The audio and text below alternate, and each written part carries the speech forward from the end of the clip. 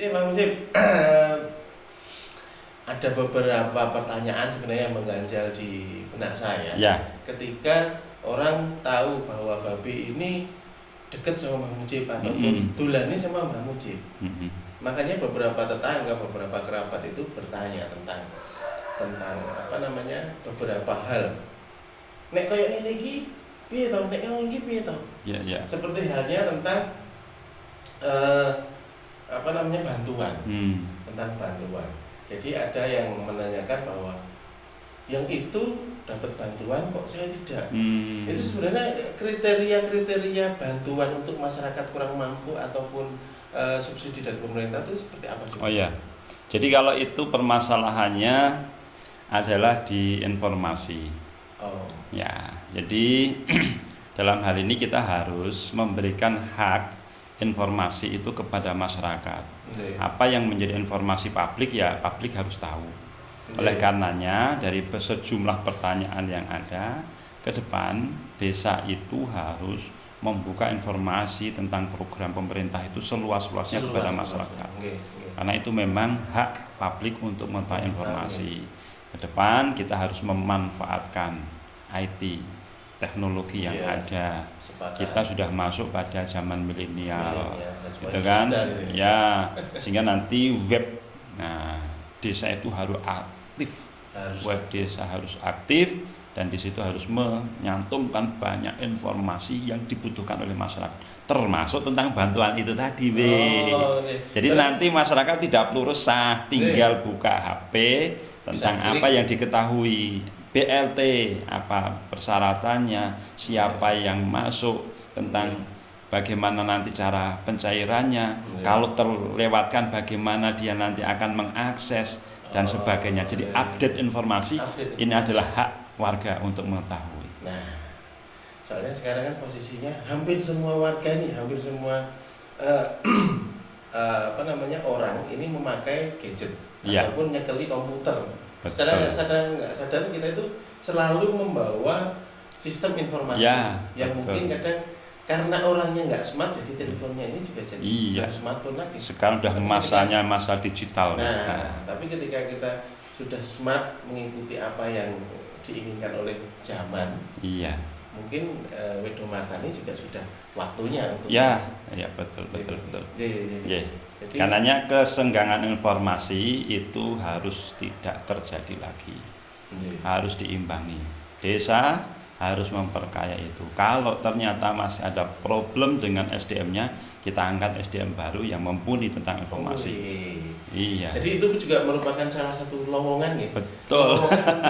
Teman-teman atau sahabat milenial di Wedomartani ketika nanti pemerintahan Pak Mujib ini membutuhkan admin atau bahasanya atau apa ya istilahnya, pegawai atau staf. Nah, peluang juga tuh teman-teman.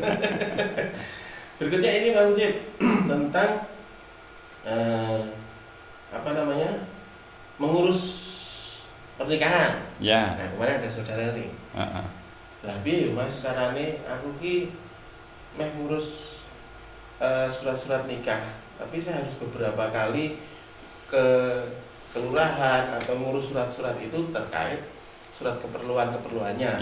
Cuman posisinya dia ini kan kerja Pak Mujib. Dan buruh pabrik yang berangkat dari pagi sampai sore baru pulang.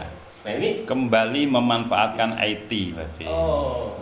Jadi nanti ke depan dengan admin yang cukup mumpuni, nanti warga bisa mendaftarkan kebutuhannya, baik itu mau mengurus surat nikah, mau mengurus akte kelahiran, mengurus KTP dan kebutuhan kependudukan yang lain. Malam hari pun bisa. Sudah membuka webnya, kemudian dia mendaftar di sana dengan berbagai persyaratan yang cukup dikirim dengan fotonya. Kemudian nanti admin sudah mulai mengerjakan. Nah, pagi harinya atau kapan sempatnya diambil itu nanti sudah bisa kencan. Misalkan waktu istirahat dia bisa ke desa, nanti sudah disiapkan, tinggal membawa berkasnya yang asli. Nah, jadi di rumah sudah bisa mendaftar. Menarik sekali ya teman-teman, bahwa kita bisa ngurus berkasnya itu dari rumah. Dalam arti gini, kita bisa pengajuan segala macam, nanti tinggal admin yang mengolah. Paginya atau kapan pun kita bisa bawa berkas aslinya. sangat dipermudah ketika sistem informasi itu sudah menjadi online. Ya. Dan itu memang harus kita sikapi dengan bijak. Beberapa kebijakan dari nanti Mbah Mujib ketika memimpin Wedomarta ini tentunya ini menjadi terobosan yang baru, Pak. Ya, betul. Gini. Wah, menarik sekali. Lanjut nih Mbah Mujib. Ya. Sedikit ada pertanyaan nih dari saudara yang posisinya jauh di luar kota. Konon katanya untuk tanah-tanah di Wedomarta itu untuk pengurusannya susah. Apa benar nih Pak? Saya perlu klarifikasi. Karena ya mungkin susah itu relatif. Susah itu relatif tergantung dari mungkin tanah itu sendiri statusnya bagaimana. Tetapi yang menjadi pokok adalah bahwa kepemilikan atas barang termasuk tanah itu harus dikuatkan secara hukum. Kalau tanah untuk mendapatkan legalitasnya ya dalam bentuk sertifikat. Karena kalau itu miliknya ya berarti dia harus memperkuat kepemilikannya, dia harus memiliki sertifikat. Nah, adapun proses sertifikatannya itu sendiri yaitu nanti tergantung dengan status tanah itu sendiri. Oleh karenanya nanti dalam hal mempermudah pelayanan, pertama, pemerintah desa itu harus mampu atau memiliki pemetaan tanah, di mana ini adalah tanah konflik, di sini mungkin adalah tanah waris, dan di sini adalah tanah jual beli dan sebagainya, yang tinggal balik nama dan sebagainya, harus ada pemetaan yang jelas.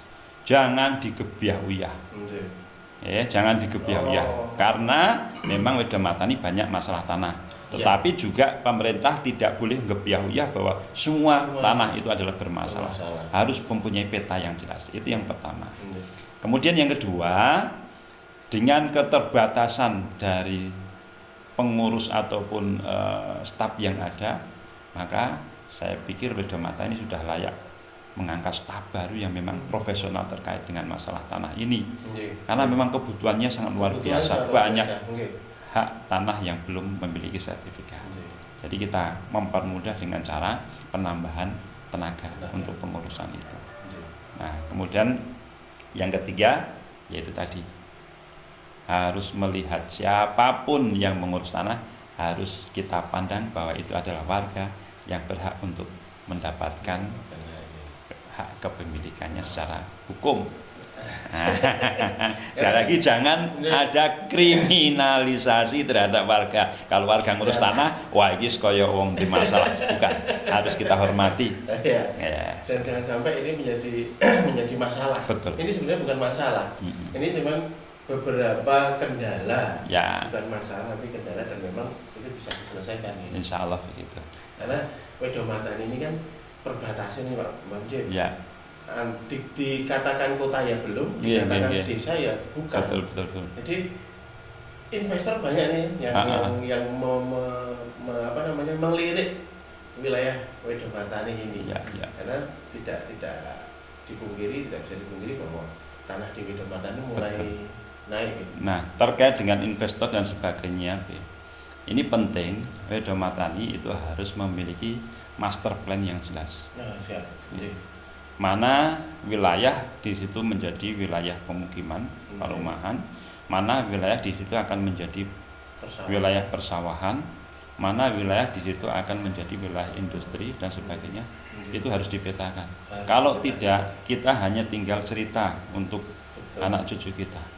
Kalau sawah itu kemudian dibiarkan menjadi bangunan dan sebagainya, maka mungkin ya kita hanya tinggal cerita. Dulu ada kupu-kupu, dulu ada kunang-kunang dan sebagainya. Jadi master plan-nya harus jelas dengan pembagian itu tadi. Di sini adalah wilayah perumahan, di wilayah industri, di wilayah pasar, di wilayah pertanian, harus semuanya terlindungi dan ke depan harus dilindungi dengan peraturan desa. Nah, menarik sekali teman-teman ya, karena memang hal-hal seperti itu harus kita ketahui semuanya dan memang dari sisi pejabatnya juga harus tegas. Kalau kita tidak tahu, pejabatnya tidak tegas ya pura-puranya nanti. Betul. Maaf ya. Atas misi risalah suci Wedomarta menuju desa yang harmoni.